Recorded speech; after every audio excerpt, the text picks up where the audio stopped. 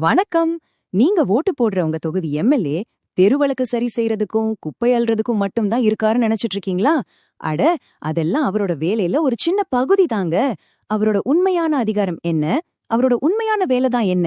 வாங்க இன்னைக்கு இத பத்தி கொஞ்சம் டீப்பா அலசி ஆராயலாம்.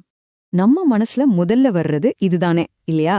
எம்எல்ஏனாலே நம்ம வார்டுக்குள்ள இருக்கிற சின்ன சின்ன பிரச்சனைகளை சரி செய்யறவரன் தான் நமக்கு தோணும். ஆனா அது மட்டும் தானா அவரோட வேலை? உண்மையில சொல்ல போனா நாம பாக்குற இந்த வேலைகள் எல்லாமே ஒரு பெரிய பனிப்பாரியோட நுனி மாதிரி தாங்க.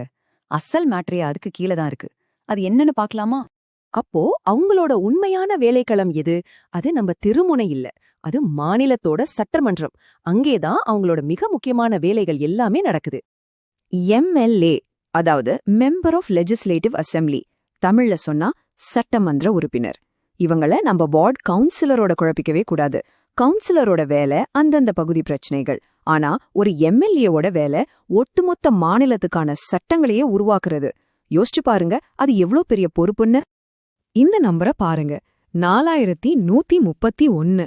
அடேங்கப்பா, இந்தியா முழுக்க இத்தனை எம்எல்ஏக்கள் இருக்காங்க. ஒவ்வொருத்தரும் அவங்க தொகுதியோட குரலை மாநில சட்டமன்றத்துல ஒலிக்கிறாங்க.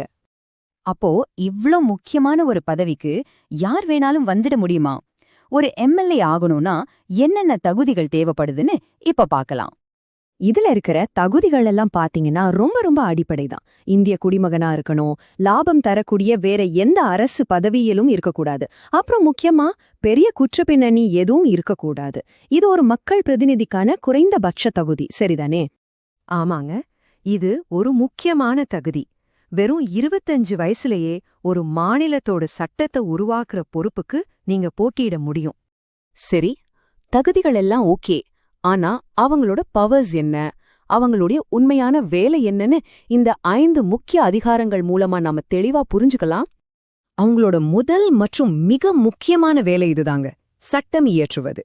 நம்ம மாநிலத்தோட காவல்துறை எப்படி செயல்படணும், கல்வி, சுகாதாரம், விவசாயம் இதெல்லாம் எப்படி இருக்கணும்னு முடிவு பண்ற சட்டங்களை உருவாக்குறது இவங்கதான். இது சாதாரண விஷயமே இல்ல. நாம கட்டுற வரி பணம் எங்க போகுது?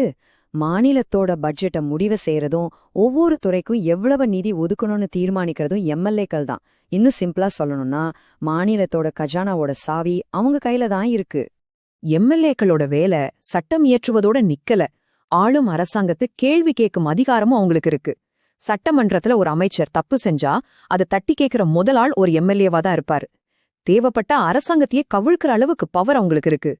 இவங்களோட அதிகாரம் மாநிலத்தோட மட்டும் நிக்கல, நம்ம நாட்டின் ஜனாதிபதியை தேர்ந்தெடுக்கிற தேர்தல்ல கூட எம்எல்ஏக்களுக்கு ஓட்டு இருக்கு.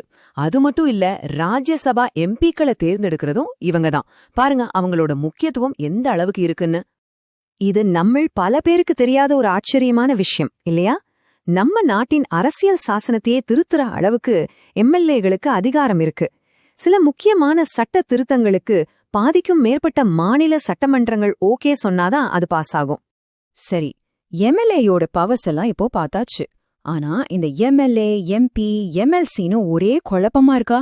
வாங்க அந்த வித்தியாசத்தையும் சிம்பிளா புரிஞ்சுக்கலாம்.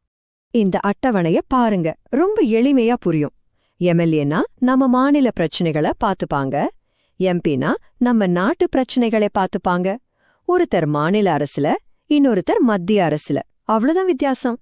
எம்எல்சிக்கள் இன்னும் கொஞ்சம் வித்தியாசமானவங்க. இவங்கள மக்கள் நேரடியா தேர்ந்தெடுக்க மாட்டாங்க. அதனால இவங்களோட பங்கு பெரும்பாலும் சட்டங்களை மறுபரிசீலனை செய்யறதும் ஆலோசனை வழங்குறதும் அதுதான் இருக்கும். தமிழ்நாட்டுல இந்த முறை இல்ல, ஆனா சில மாநிலங்கள்ல இன்னமும் இருக்கு. ஓகே, இவ்ளோ விஷயங்களையும் தெரிஞ்சுக்கிட்டோம். இதனால நமக்கு என்ன பிரயோஜனம்?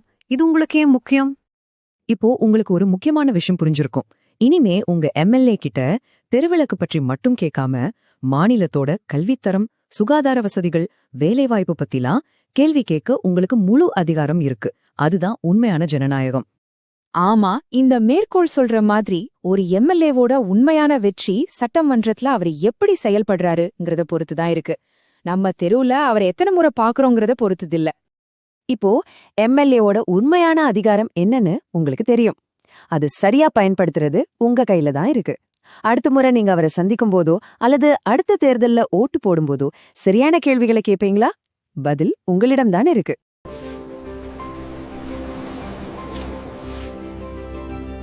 சப்ஸ்கிரைப் பண்ணுங்க.